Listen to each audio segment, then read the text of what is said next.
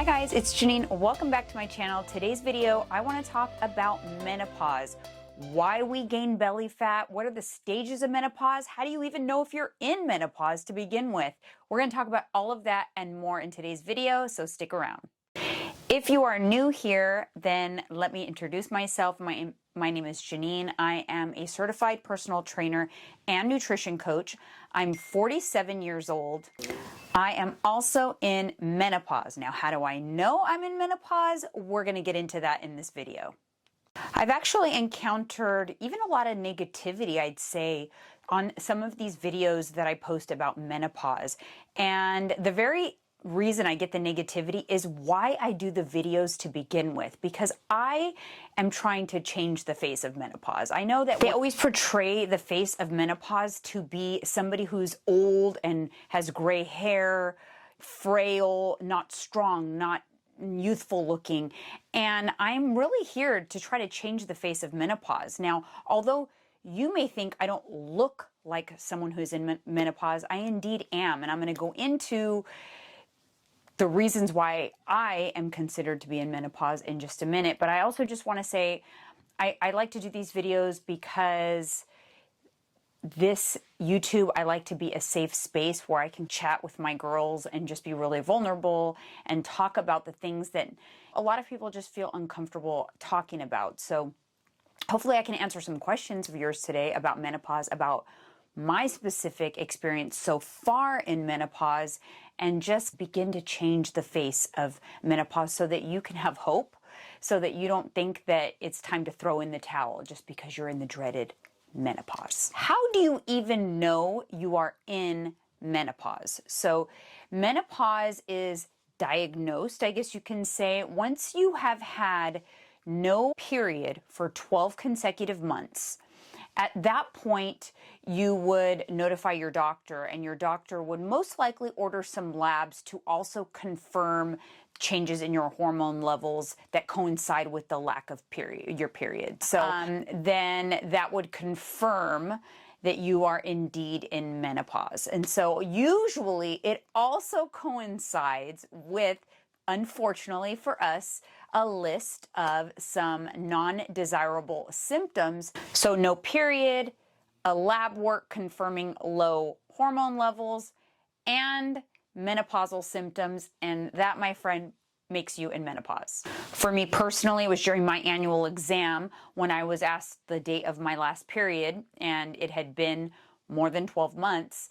And then my doctor started to ask some of the things I was feeling and the symptoms, and it just was like a light bulb. Oh, wow, I'm in menopause. Now, I'm 47 years old.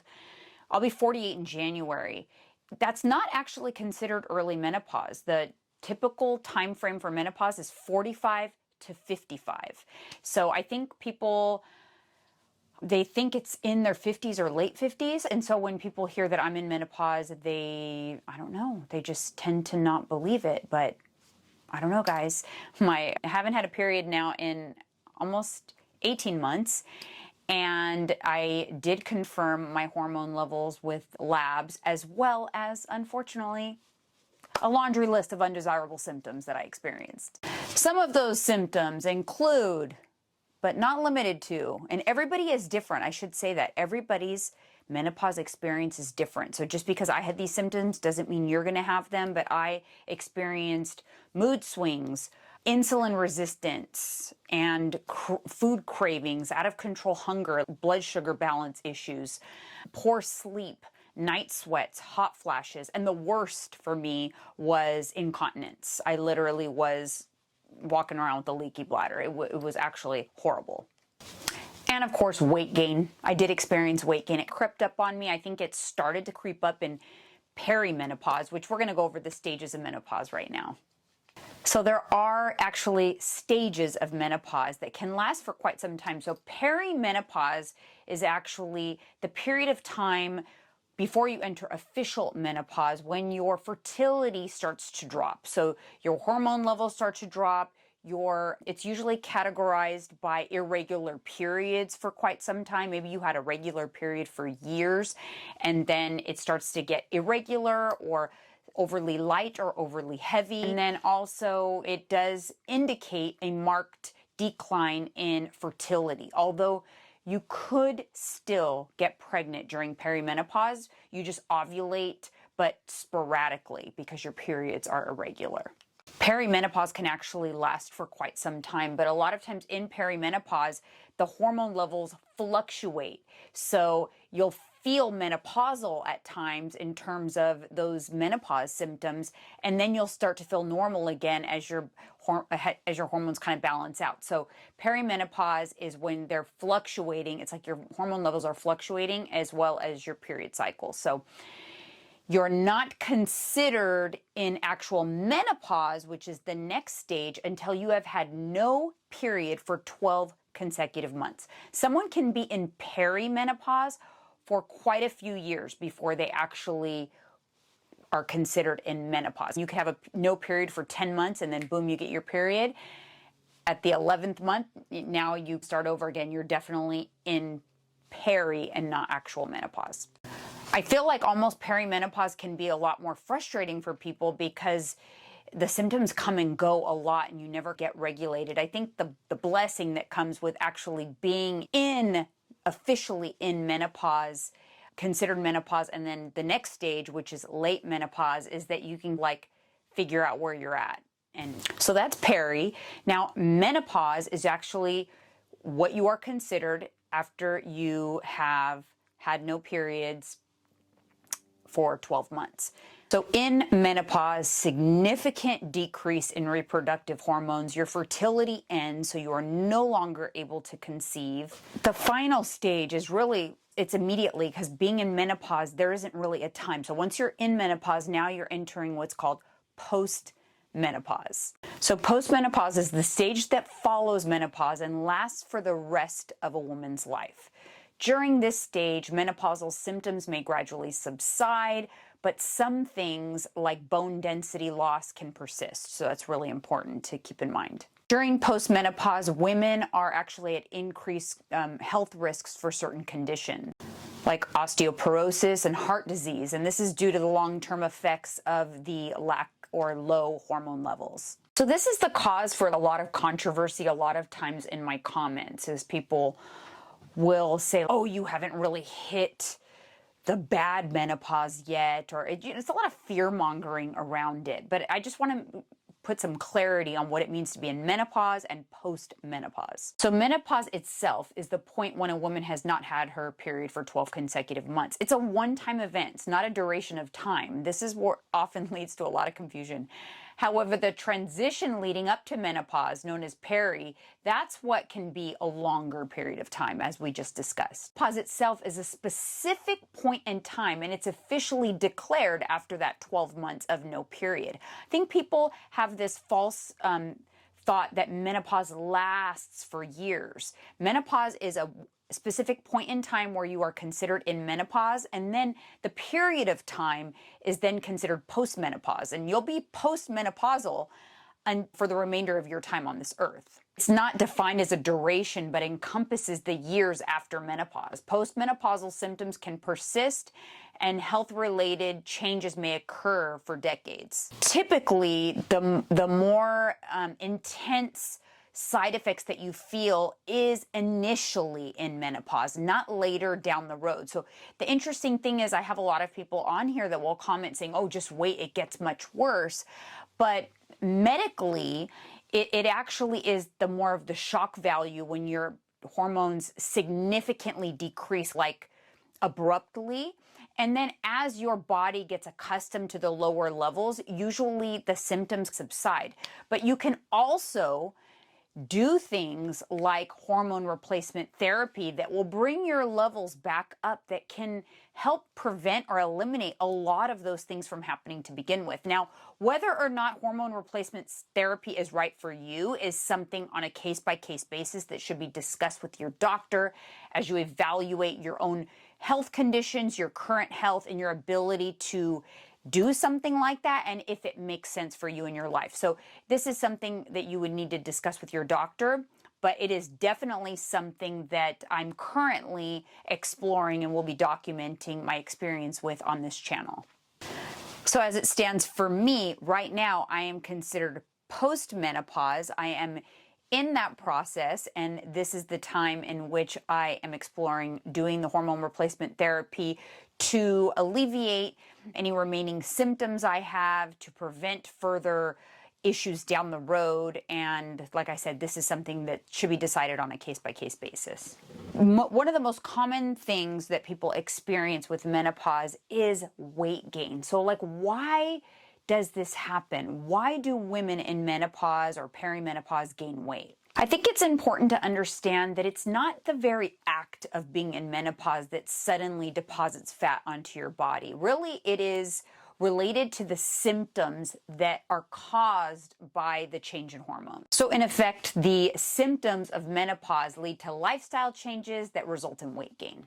The hormone changes that you are experiencing also change the way your body stores fat. So it does change fat distribution on your body, and it makes a very small amount of weight seem like a lot more because it tends to be concentrated in the abdomen. And this is due to the low progesterone. So imagine this.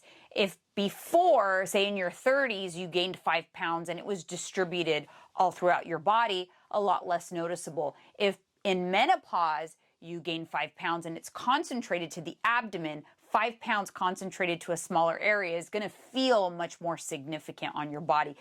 In my personal experience, the best way to get in front of weight gain or to lose any weight that you may have gained is to manage your symptoms. By managing your symptoms, it will make it easier for you to make the lifestyle changes necessary to get the weight back off. I know it can feel like the things you used to do, maybe when you were younger, to lose weight no longer work. And this is usually due to a change in lifestyle as well as potentially a change in your body composition. Maybe the volume that you used to eat is different now because of those lifestyle changes and changes in your metabolism. So in addition to managing symptoms, it is very important that you also determine what your current nutritional intake should be based off of your current lifestyle, your current body composition, so that you know how much fuel your body needs in order to function and also in order to be in a deficit if you are trying to lose body fat. The number that you may have used in your 30s may not apply now. And I think that this is a common mistake that people make. So how do you get the weight off? You manage your symptoms. Whatever your symptoms are, you work on managing those symptoms with supplementation. I've done another video on this, so I will tag it here on exactly the supplements I use to manage my symptoms. Also, to manage symptoms, you can consider, like I discussed, hormone replacement therapy. That is considered the gold standard for managing menopause symptoms, but a lot of people, for personal reasons, choose not to go that route. Once you get your symptoms under control, it makes it easier to make the lifestyle changes necessary in order to lose weight or prevent further weight gain. So, like I said, very important is to know what your nutritional intake should be. And this is in the form of calories and protein specifically. Those two things are critical and necessary in order to sustain weight loss or get body fat off of your body. The other thing that is critical in menopause is implementing a resistance training program, because resistance training is going to keep your bones strong. It's also going to allow you to build lean muscle, which is going to prevent further slowdown of your metabolism. And by building muscle, you are actually speed up your metabolism, making weight loss easier, making sustained weight loss easier. Now, the good news is, just because you're in menopause, it doesn't make it impossible to lose weight. If you manage your symptoms, a calorie deficit will work just the same as it always has, as long as your deficit is set at the right number. Now, if you need help with this calculation, if you are not sure, you have no idea where to even begin, I am a macro coach. I specialize in setting the appropriate intake for your goals and your current body composition. So if you'd like to get an assessment from me, I can do a one-time assessment. I will link it up here, and I would be happy to help you with that.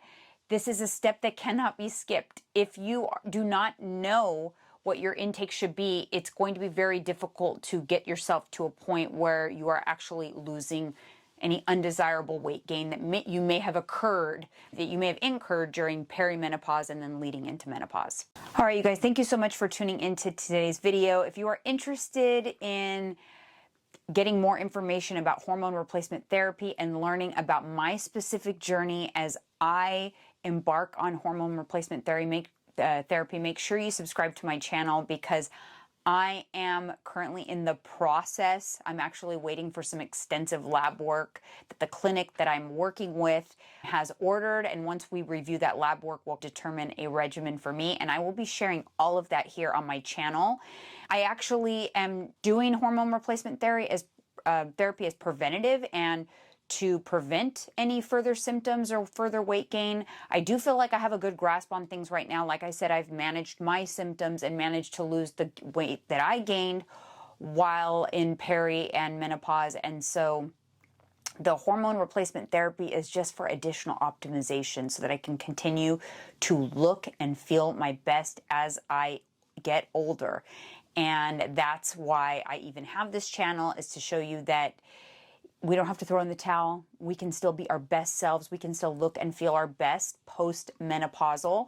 And we don't have to look like an old lady just because we're in menopause. And I know that for whatever reason, for some of you, it's triggering. But I can tell you this, I am 47 years old.